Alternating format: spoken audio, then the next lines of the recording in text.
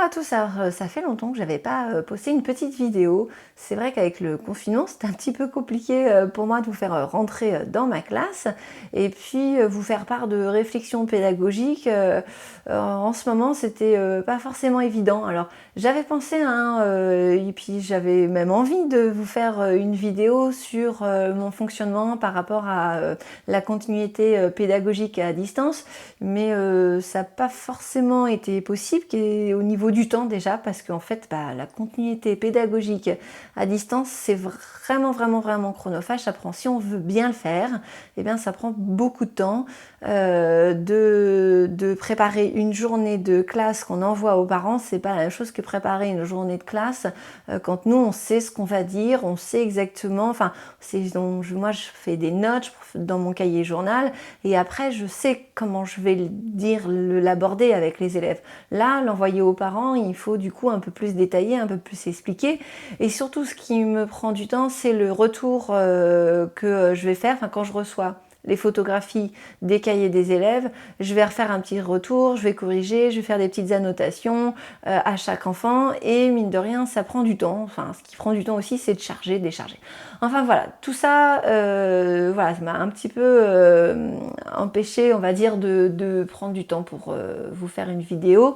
Et puis aussi j'ai mes enfants à la maison et j'essaye au maximum de m'en occuper et de leur faire l'école à la maison. Mais voilà, je pense que ça serait intéressant de prendre le temps et de discuter avec vous sur ce genre de sujet. Mais avant de reprendre des vidéos sur comment je fais l'école à distance, j'avais, pour la première fois depuis que j'ai ma chaîne, j'avais envie de m'exprimer un peu sur l'actualité. J'essaye toujours d'être neutre, de me concentrer sur vraiment les choses, le fonctionnement de ma classe, sans prendre part à ce qui se passe dans l'actualité.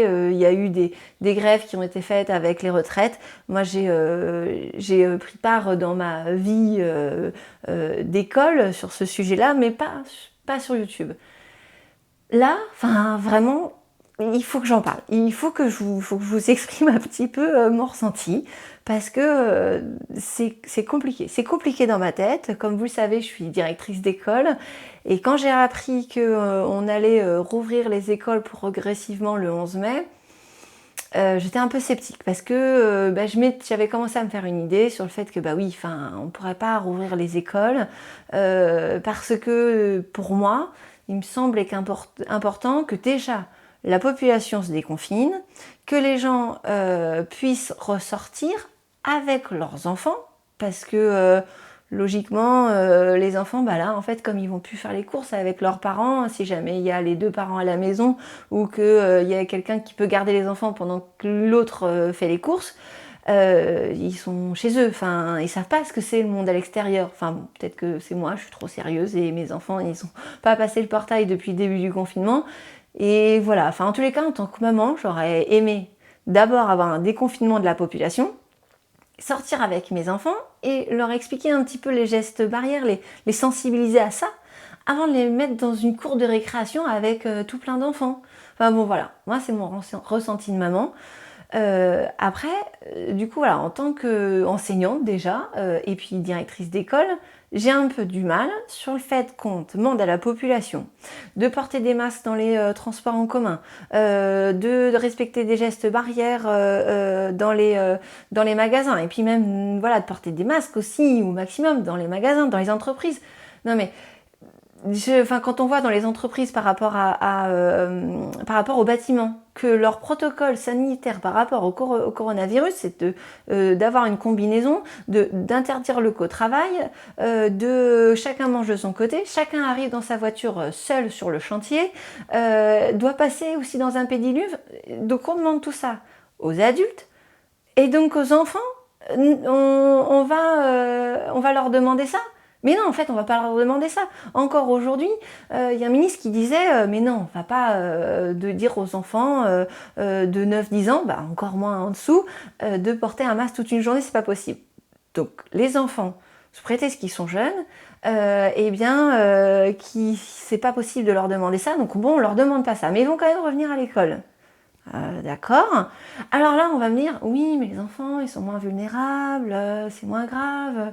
Bah oui, mais les adultes qui travaillent avec eux et les adultes qui vivent avec eux, parce que du coup, les enfants, ils sont quand même vecteurs. Alors là, je lis d'ailleurs depuis, je commence à voir des articles qui disent qu'apparemment, c'est pas les enfants qui seraient, enfin les vecteurs seraient, les enfants seraient pas si vecteurs que ça serait plutôt les adultes qui seraient vecteurs. Non mais on n'est pas en train d'essayer de nous retourner le cerveau pour dire que c'est pas grave si les enfants rentrent à l'école. Enfin, pardon. Enfin, bon, bref. Donc, on demande aux adultes d'avoir des gestes barrières hyper sécurisants, et aux enfants, on sait pertinemment qu'on va pas pouvoir leur demander ça. Parce qu'en fait, on dit oui, mais les écoles, s'il y avait du matériel. Déjà, je vois pas comment on pourra avoir du matériel, sachant que dans le milieu médical, ils n'ont pas le matériel qu'il faut. Donc j'ai un peu du mal à penser qu'on aura du matériel. Et puis il ne s'agit pas de matériel. Il s'agit d'enfants à qui c'est impossible de demander de respecter les gestes barrières alors qu'on le demande à la population. Donc quand on sait que les enfants, ils vont pas respecter, ou ça va être compliqué de leur faire respecter ces gestes barrières, qu'ils vont revenir chez eux, que du coup, à un moment donné, c'est obligé qu'il y ait des personnes qui soient contaminées. Mais moi, j'ai pas les épaules pour supporter le fait que je me dise, on a rouvert les écoles, j'ai rouvert mon école, même si c'est pas moi qui vais faire ce choix-là. J'ai rouvert mon école et les enfants ont été contaminés. Ils sont dans une situation de santé assez alarmante, parce qu'à un moment donné, il va y avoir des enfants qui seront dans une situation de santé qui va être compliquée, ou des proches, ou mes collègues, ou des ATSEM, ou des AVS, ou quelqu'un de leur famille qui vont être touchés par ça, et qui vont être aussi à un moment donné endeuillés. Enfin, il faut à un moment donné ouvrir les yeux. Mais alors on dit oui, les profs, vous n'allez pas envie d'aller au front. Enfin, pourquoi les soignants, ils le feraient. Pourquoi les caissières, les caissiers, ils le font et pas les enseignants. Mais déjà, je pense que les soignants, voilà, c'est un métier, et quand on fait le choix d'être soignant, on sait qu'il y a ce genre de risque. Alors, je pense qu'il n'y avait pas cette notion d'un risque aussi important, mais ça reste leur métier. Les personnes qui travaillent dans des supermarchés, je sais pas, moi je me dirais que si jamais je travaillais dans un supermarché, entre adultes responsables, je pourrais dire aux clients, excusez-moi, là, vous êtes un peu trop loin, vous reculez-vous, ou je sais pas, j'essaierai de discuter avec mon patron pour lui dire, là, il faut qu'on ait une protection, une vitre en plexiglas, ou je sais pas, je me dis qu'il y aurait des solutions, ou des discussions qui seront entre adultes, mais là, avec les enfants, je peux pas. Je peux pas leur demander ça. C'est éthiquement impossible de leur demander ça. Je peux pas assurer la sécurité des élèves sans mettre à mal les besoins fondamentaux des enfants. Donc quoi? Pas de récréation? On met des cerceaux à 2 mètres, vous restez dans votre cerceau, vous bougez pas? Je peux pas demander ça à des enfants. Et donc, si je peux pas demander ça à des enfants, je sais qu'ils vont contaminer, et je peux pas avoir sur les épaules, avoir sur la conscience le décès de personnes qui sont autour de ces enfants-là. Je peux pas. Et je peux pas. C'est pas possible. Je peux pas, et je crois que beaucoup d'enseignants ne peuvent pas accepter ça. C'est impossible. Alors vous me direz, en septembre, ça sera pareil. En septembre, je pense que aussi on aura fait un pas psychologique, je pense, parce qu'il y a aussi ça, un pas psychologique par rapport à ça. Je pense qu'aussi il y aura une éducation qui aura été faite, certainement pas pour tous les enfants, mais pour une majeure partie des enfants, une sensibilisation qui aura été plus importante encore vis-à-vis de la population, parce qu'on sent quand même qu'il y a un gros pourcentage de la population qui est sensibilisée à ça, mais pas encore assez pour moi, c'est sûr. Donc on dit que l'un des premiers rôles du directeur d'école, c'est d'assurer la sécurité des enfants et du personnel dans l'établissement, en tous les cas pendant le temps scolaire. Alors en lien avec la mairie, la mairie aussi a sa part de responsabilité sur l'accueil des enfants et la sécurité de tous dans ces locaux. Est-ce qu'à un moment donné aussi, si jamais il y a une famille qui se retrouve qui est touchée par le coronavirus, est-ce qu'elle va pas avoir besoin, parce qu'à un moment donné, quand on est en deuil ou quand on est en situation un peu compliquée, il y a ce besoin de se retourner vers un responsable, mais je le comprends très bien. Donc c'est qui les responsables? Ça va être d'abord l'enseignante de leur enfant, qui n'aura pas été peut-être, enfin qu'on reprochera peut-être de ne pas avoir insisté sur le lavage des mains et de ne pas avoir assez expliqué aux enfants comment se laver les mains, de pas s'être fâché assez fort pour dire aux enfants de se séparer à 2 mètres l'un de l'autre. Et puis ensuite, ça va être à moi, la directrice de l'école, qui aura pas assez, je sais pas, alerté, fait des courriers de l'administration pour dire que on est dans un danger. Après, ce sera le maire aussi, qui aura peut-être pas donné assez de matériel, même si jamais il aura donné le maximum qu'il pourra, ou essayer de trouver le meilleur système qui soit. Et puis ensuite après l'inspecteur aussi qui du coup n'aura peut-être on lui reprochera de ne pas avoir donné assez de consignes alors qu'il aura certainement essayé de faire tout ce qui était en son pouvoir. Enfin, c'est sûr que il y a des familles qui se retourneront contre l'éducation nationale. Mais on nous met clairement en danger tout de suite. Enfin, un chef d'entreprise qui décide de rouvrir son entreprise, il fait le choix de rouvrir son entreprise. C'est son choix. Mais il est responsable, il ouvre son entreprise, il prend les responsabilités. Moi, je suis responsable de la sécurité des enfants, mais je ne peux pas faire le choix de que l'école s'ouvre ou pas. Donc, si jamais c'est vraiment au maire de décider si jamais les écoles rouvrent ou pas, mais pitié quoi. Pitié, ne faites pas ça. Ne faites pas ça. Alors après, je comprends qu'il y a des personnes qui ont besoin de reprendre leur travail, des personnes qui sont à leur compte, des personnes qui se retrouvent dans des situations financières très compliquées, qui vont se retrouver dans la précarité si elles ne reprennent pas le travail. Il faut les aider, ces gens-là. Il faut les aider comme on a aidé les soignants qui devaient aller travailler. Il faut qu'on trouve effectivement un système de garde. Mais c'est pas les enseignants qui vont garder les enfants. On n'est pas, comme certains enseignants disent, la garderie nationale. Je pense qu'il y a dans beaucoup de communes, quand par exemple, il y a des grèves et que tous les enseignants font grève, eh bien, il y a un service minimum d'accueil qui se fait. Et il y a des employés communaux qui vont accueillir quelques élèves parce qu'il y a des solutions qui se font dans les familles. Enfin, parce qu'on parle beaucoup de la campagne, on parle beaucoup de la banlieue. Moi, je connais pas du tout les quartiers dans des situations ou avec des familles qui sont dans des situations de précarité. Je sais pas. Mais à la campagne, il y a beaucoup de familles, enfin, dans tous les cas, sur le terrain, autour que je peux avoir, des familles où il n'y a qu'un seul des parents qui vont travailler, ou alors des situations professionnelles qui permettent à garder les enfants, ou alors peut-être commencer déjà entre voisins, entre amis, de rassembler les enfants petit à petit, que ça se fasse petit à petit, trouver des solutions. Et vraiment, pour ceux qui peuvent pas qui trouvent pas une solution pour faire garder leurs enfants, voir effectivement avec la mairie ou peut-être encore des enseignants volontaires pour garder. Mais on est sur garder. À aucun moment les enseignants ils vont pouvoir gérer 15 enfants dans leur classe et 15 enfants à distance. C'est impossible. C'est pas possible.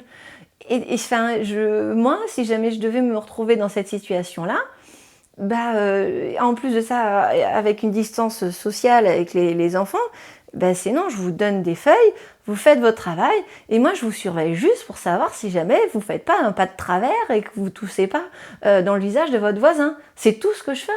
Je peux pas être dans un enseignement. Je vais être vraiment dans, je reste à mon bureau et surveillance, comme dans les études au collège où c'était les surveillants qui surveillaient, mais qui font pas classe. Je ferai pas classe. Je surveillerai pour assurer la sécurité. Donc c'est ridicule. Si on a besoin de faire repartir l'économie, c'est pas rouvrir les écoles et de rebrasser tout le monde et que tout le monde va être malade d'un coup et que les hôpitaux ils vont se retrouver tous submergés de plein de choses. Et allons-y petit à petit. Trouvons des solutions, commune par commune, au niveau au niveau local. Et je pense qu'il y a des solutions qui peuvent se trouver autres que de rouvrir en masse les écoles. Même 15 élèves, c'est déjà trop. Et c'est compliqué de continuer la continuité pédagogique en parallèle avec les enfants qui restent à la maison. Et ne me dites pas qu'on rouvre les écoles pour essayer que des enfants en difficulté puissent puissent reprendre le chemin de l'école. C'est pas vrai. C'est pas vrai parce que justement, on dit aux parents que c'est à eux de faire leur choix et de prendre leurs responsabilités et ça sera c'est selon leurs vœux si leur enfant va reprendre ou pas. Je vois dans les réseaux sociaux beaucoup d'enseignants qui expriment et qui disent dans différents, que ça soit au niveau rural, au niveau des urbains, quartiers, différents endroits, qu'il y a des familles dont les enfants sont en difficulté et qui ne vont pas accepter de mettre leurs enfants à l'école parce qu'ils ont peur, parce qu'ils ont pas du tout, parce que l'école ils voient pas l'intérêt de l'école, parce que ils ont pas envie et puis que les enfants reprennent le chemin de l'école. Donc en fait non, c'est faux. C'est faux, on va pas rendre l'école pour aider des enfants en difficulté et du coup, c'est faux. C'est pour pouvoir reprendre l'économie. Il y a d'autres, je pense qu'il y a d'autres façons de garder nos enfants et plutôt que de dire on va mettre les enseignants en otage. Pour moi, c'est mettre en otage. Imposer aux enseignants de refaire classe à des enfants, c'est de nous mettre aussitôt en défaut professionnel par rapport à la sécurité des enfants. Clairement, on sera en défaut. Mais moi, je m'oppose à cette nouvelle responsabilité qu'on voudrait me donner. Quand j'ai fait le choix d'être directrice, je connaissais les choses sur lesquelles j'allais être responsable. Quoique, je connais certainement pas tout, parce que sinon, peut-être que j'aurais pas fait ce choix-là, comme beaucoup de directeurs au final. Parce qu'il y a des fois, tout d'un coup, on découvre que, ah oui, on est responsable de ça, c'est notre faute si il s'est passé ça, alors que bon, pour nous, mais bon. Là, non, je veux pas endosser ce rôle-là et prendre cette responsabilité. C'est pas possible. Et les enseignants aussi, parce que d'une certaine manière, c'est pas que les chefs d'établissement, c'est pas que les maires, c'est aussi les enseignants qui seront dans leur classe, qui vont se retrouver responsables de leurs enfants, des élèves par rapport à un instant T. C'est pas possible. Je dis que ça sera difficile pour moi de porter sur mes épaules la responsabilité d'une contamination au sein de ma classe, et je pense que ça c'est pour tous les enseignants, c'est pour même toutes les personnes adultes qui vont travailler avec les enfants dans l'école. Ça va être dur de se dire, de prendre du recul en se disant, mince, en fait, mon mari, quelqu'un au sein de ma famille, il a été contaminé par le biais de son travail et donc du coup, je le savais pas et mes élèves, là, ils sont contaminés, peut-être qu'en fait, ça vient de moi. Et puis, du coup, il y a un parent d'un des élèves qui est décédé. Moi, je vais pas pouvoir supporter ça. Qui supporterait ça? Mais à l'inverse, si jamais il y a un membre de la famille d'un élève qui s'est retrouvé contaminé dû à son travail ou le fait rien que d'avoir fait les courses et que l'enfant ne savait pas, que la famille ne savait pas, que l'enfant a été dans la classe et que du coup la classe est contaminée, que la maîtresse est contaminée, est-ce que du coup aussi pareil? Comment il va vivre l'enfant d'avoir eu ce sentiment d'être de responsabilité? Alors mais on va dire mais non, t'es pas responsable, mais non, t'y peux rien, mais si, les gens ils se sentiront responsables. Ils se sentiront responsables. Et comment va vivre un enfant de se sentir responsable de ça? En fait, moi, tout ce problème-là, c'est vraiment là qu'on touche à l'enfant. Ça me perturbe que l'enfant se retrouve au milieu de tout ça. Alors je sais qu'il y a des enfants qui ont besoin de reprendre l'école parce qu'ils sont dans des situations de précarité, dans des familles peut-être maltraitantes, mais normalement il y a aussi des services sociaux qui peuvent entrer en aide par rapport à ça. Et là, je suis sûre qu'il y en a beaucoup qui rigolent et qui me disent non mais j'ai des services sociaux, non mais ils ont tellement peu de moyens que bah non en fait ils peuvent pas. Oui bah je sais. Je le sais vraiment, pour travailler énormément avec les services sociaux de ma région, je sais le manque humain qu'ils ont, le manque de moyens humains. Mais du coup, on fait comment? Enfin, vraiment, le monde de l'enfant est vraiment mis à mal. Je peux pas, du coup, euh, faire partie de ça et, euh, et, et de reprendre l'école comme si de rien n'était et de pas m'être exprimée sur le sujet. Il fallait que je m'exprime sur ce sujet-là parce que pour moi, il me semble bien trop grave.